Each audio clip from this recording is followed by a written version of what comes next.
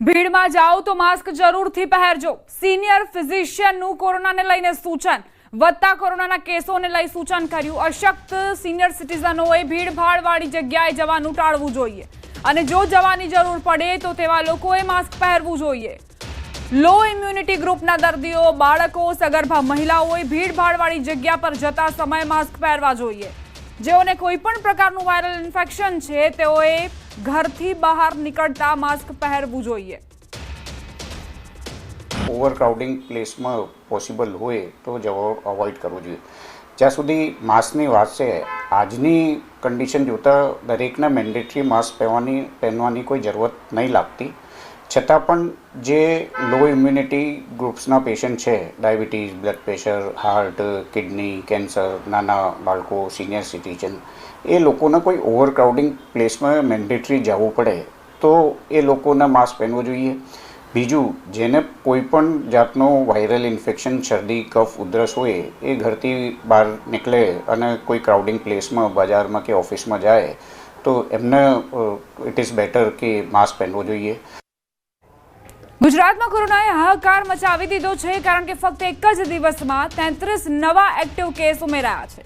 રાજ્યમાં કોરોનાના કેસ સતત વધી રહ્યા છે। હાલ રાજ્યભરમાં કોરોનાના 223 એક્ટિવ કેસ છે, જે અગાઉના કેસોથી વધીને ડબલ સેન્ચુરીને પાર કરી ગયા છે। અગાઉ 190 કેસ હતા, જે અત્યારે 223 પર પહોંચ્યા છે। આ કેસમાંથી સૌથી વધુ અમદાવાદના 145 કેસ છે, જ્યારે રાજકોટના 23 કેસ અને 23 કેસ સાથે રાજકોટ બીજા ક્રમે છે।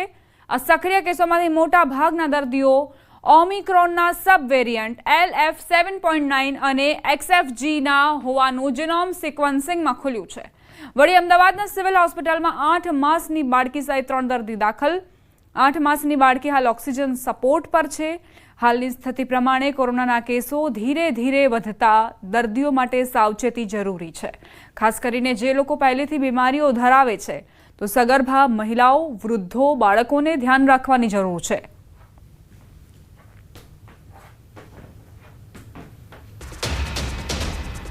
રાજ્યમાં હાલ કોરોનાના કેસ દિવસે ને દિવસે વધી રહ્યા છે, ત્યારે અમદાવાદના સોલા સિવિલ હોસ્પિટલમાં હાલમાં કોરોનાના પોઝિટિવ 2 દર્દી સારવાર હેઠળ છે, જેમાં એક નવજાત બાળક કોરોના પોઝિટિવ હોવાથી એનઆઈસીયુમાં સારવાર અપાઈ રહી છે।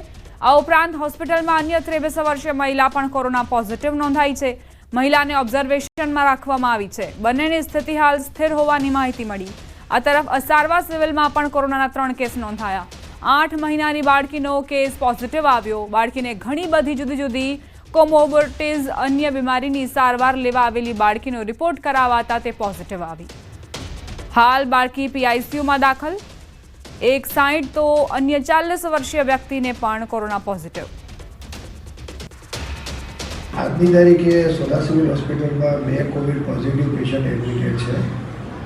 એમાં એક 23 વર્ષના બેન છે, જેમને ફિમેલ મેડિકલ વોર્ડમાં એડમિટ રાખેલા છે, અને એક ન્યૂબોર્ન છે કે જે કોવિડ પોઝિટિવ મધર હતા, એનું ન્યૂબોર્ન છે જે પોઝિટિવ આવેલું છે, જે હાલ એનઆઈસીયુમાં એડમિટેડ છે। લોકોએ ખાસ તકેદારી જે અગાઉ આપણે રાખતા હતા તે ભીડવાળી જગ્યાઓમાં જવાનું ટાળવું જોઈએ। શક્ય હોય ત્યાં સુધી આપણે કફ એટિકેટનું પાલન કરવું જોઈએ। માસ્ક શક્ય હોય તો માસ્કનો પણ ઉપયોગ કરવો જોઈએ। ઓબેસિટી મુક્તિ માટેની રાષ્ટ્રવ્યાપી પહેલ એ વર્તમાન સમયની જરૂરિયાત છે। તે વિષયને ધ્યાનમાં રાખી ગાંધીનગર સિવિલ ખાતે વોર્ડ નંબર 14માં ઓબેસિટી ક્લિનિક શરૂ કરાયું છે। આ રાજ્યનું પ્રથમ ઓબેસિટી ક્લિનિક છે। અત્યાર સુધીમાં 569 દર્દીઓ જેઓ વધારે વજન ધરાવે છે તેમને તપાસીને જરૂરી સારવાર તથા માર્ગદર્શન આપવામાં આવ્યું। મહત્વનું છે કે બીપી, ડાયાબિટીસ, હૃદયરોગ સહિતની બીમારીને નાથવા માટે ઓબેસિટી મહત્વનો ભાગ ભજવતો હોવાથી ઓબેસિટી ક્લિનિકમાં તેવા દર્દીઓની સારવાર કરાઈ છે। અત્યાર સુધી 500 ઉપર પેશન્ટે એનો લાભ લીધો છે, જેનો BMI ઇન્ડેક્સ 25થી વધારે હોય એ ઓબેસમાં આવે છે, અને એના લીધે જે હાઇપરટેન્શન ને ડાયાબિટીસની એવી બીમારીઓ થાય છે, તો એના માટે બધા નિષ્ણાત ડૉક્ટર મૂકેલા છે અને ડાયટિશિયન મૂકેલા છે, જે એ લોકોની સારવાર માટે કે આગળ શું તમારે ન્યુટ્રિશન લેવાનું છે અને એ લોકોને ગાઈડન્સ આપશે પેશન્ટને। સમાચારોમાં આગળ વધીએ। ચોમાસાને લઈને મોટા સમાચાર મળી રહ્યા છે। ગુજરાતના ખેડૂતોએ ચોમાસામાં જોવી પડશે રાહ।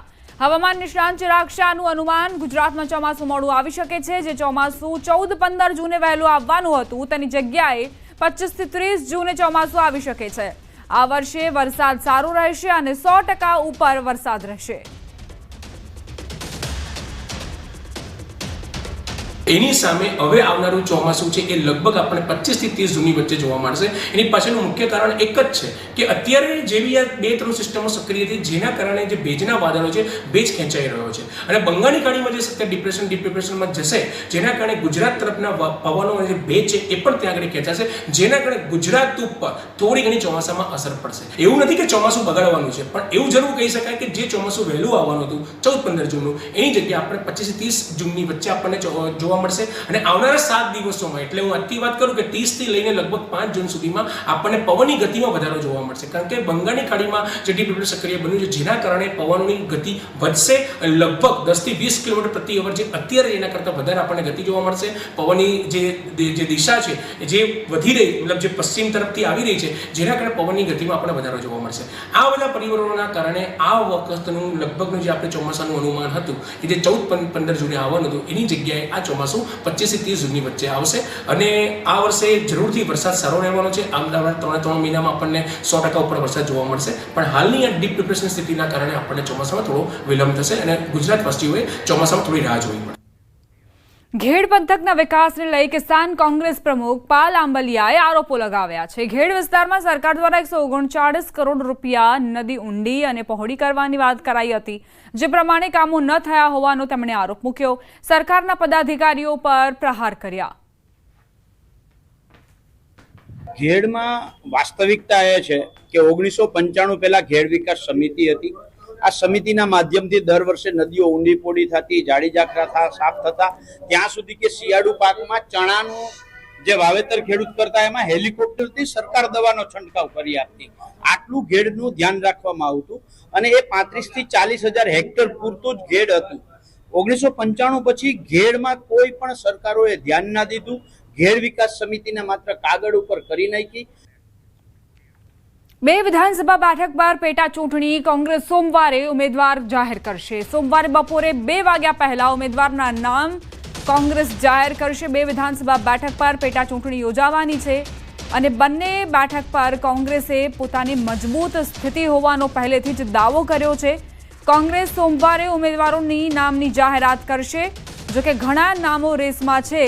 હવે કોની ઉપર કોંગ્રેસ પસંદગીનો કળશ ઢોળશે તે મહત્વનું બની રહેશે. કડી અને વિસાવદર બેઠક બંને બેઠક પર કોંગ્રેસ કબજો જમાવવા માટે એડીચોટીનો પ્રયત્ન કરી રહી છે. શક્તિસિંહ ગોહિલ પણ પહેલેથી જ કહી ચૂક્યા છે કે બંને બેઠક કોંગ્રેસ જીતવાની છે. હવે આ બંને બેઠક પર કયા એવા મજબૂત ઉમેદવારો કોંગ્રેસ ઉતારશે તેના પર સૌ કોઈની નજર. સોમવારનો એ દિવસ જ્યારે બપોરે 2 વાગ્યા પહેલા કોંગ્રેસ પોતાના નામોની જાહેરાત કરી દેશે. સમાચાર સુરત